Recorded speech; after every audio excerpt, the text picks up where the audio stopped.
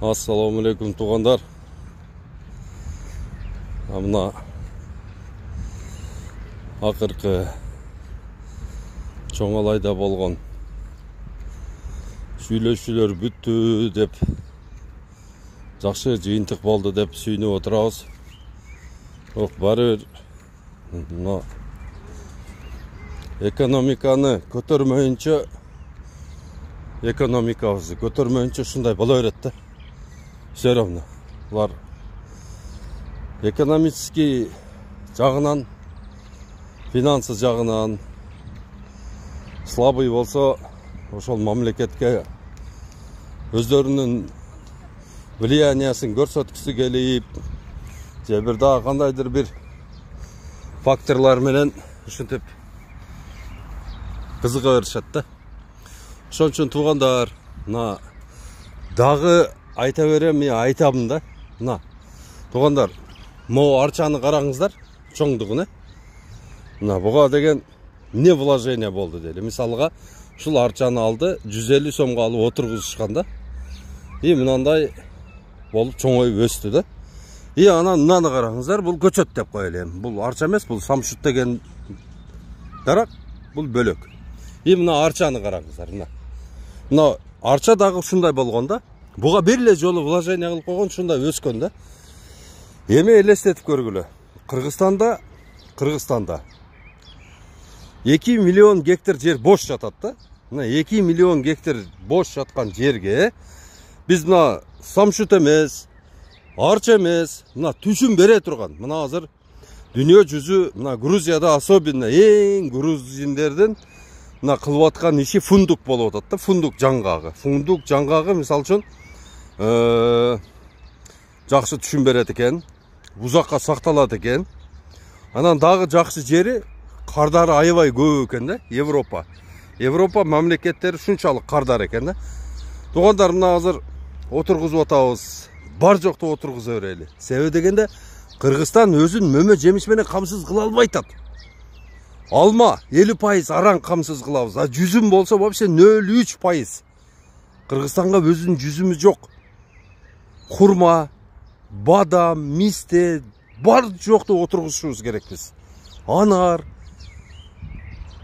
Ошон үчүн не кылыш керек? Азыр мамлекет ушу чыгынып туруп 200 миллион доллар бөлүп бериш керек да бизге. 200 миллион доллар бөлүп берсе, 35 миллион долларына питомник курмакпыз. 30 миллион долларына буровой установкаларды алып келип бар жокту сугат кылмакпыз. Андан кийин 65 миллион долларга 12 чоң канал казмакпыз. Анан 70 миң долларына 100 миң агроном окутмакпыз. 200 миллион доллар менен туруктуу өнүгүү жолуна түшүп кетпекпиз да биз. Туруктуу өнүгүү жолуна эч кандай кыйынчылыгы жок.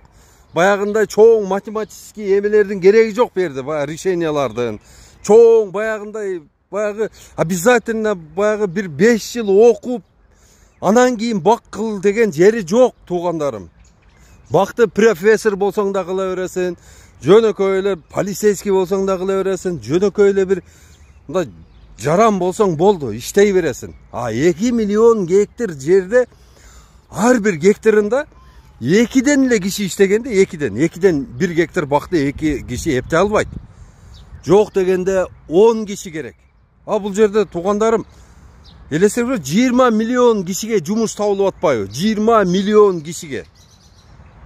Мына жумушсуздук да жоюлат, миграция дагы токтойт. Анан кийин адамдардын саламаттыгы дагы, ден соолугу да жакшы болот да. Азыр мисалы үчүн биз ошол 2 миллиард даракты отургузуп ала турган болсок, жылына ар бир дарак 10 доллардан киреше бергенде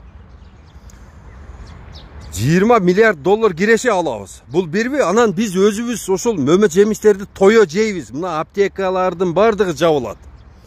Волей-неволей мына кафелер да жабылат. Өзүнөн өзү магазиндер да жабылат. Базардагы актуальный болбой калат. Элдин бардыгы производствого өтүп кетет. Производствого. Келли ушуну пайдаланайлы, ушуну давай биргелешип жасайлы. Туугандар, эфирди бөлүшүп койгула, элдин бардыгы уксун. Биздин өнүгүү стратегиябыз бул багбанчылык, башка бизге эч нерсенин кереги жок. Ондай Баягындай высокий технология, тияк бияк жок. Бери лопату дейт. Сажай дерево дейт. Все. Поливай, ухаживай за ним и получай прибыль дейт. Все. Болды, мына. Мына көргүлөчү туугандарым. Мына ушундай кылып бар жок жерди жап-жашыл кылып бак кылып алсак, мына Кыргызстандын байлыгы ошол болот. Алла Таала өс деп буйрук берет, өсө берет. Мөмөнү бер дейт, мөмөнү бере берет. А биз менетин кылып коебуз. Себебин кылып койсок эле Алла Таала өзү берекени бере берет. Мына Кыргызстандын жери бакка аябай ыңгайлуу да. Башка жерлерде эмес, биздин жерлерибиздеги бактагы мөмө жемиштер шунчалык дамдуу да. Шунчалык дамдуу. Мына Россиядан, башка мамлекеттерде жүрүп келдик да. Барабыз, сулуу, алмасы да сулуу, башкасы да немелери да баягындай фрукталар да сулуу, курт жок, бирок даам жок да. Такыр даам жок. А бизде даам бар, өтө сонун даам бар. Ошол даамды издеп келет элдин бардыгы. Келиңиздер, багбанчылыкка бардыңыздар да чакырам. Онон көрөктү баг отургузайлы. Уруш талаштын кереги жок. Бизге 7 питомник керек, 100 буровой керек, 100 000 агроном керек. И анан 12 каналды казып бериш керек. 200 миллион доллар менен кыргыздардын мына жолу ачылып кетет. Мына ушуну жеткире турган жерлерге бөлүшкүлө. Кандай группа көрүп калсаңыздар бөлүшүп салгыла. Бардык окусын туугандар. Ассаламу алейкум.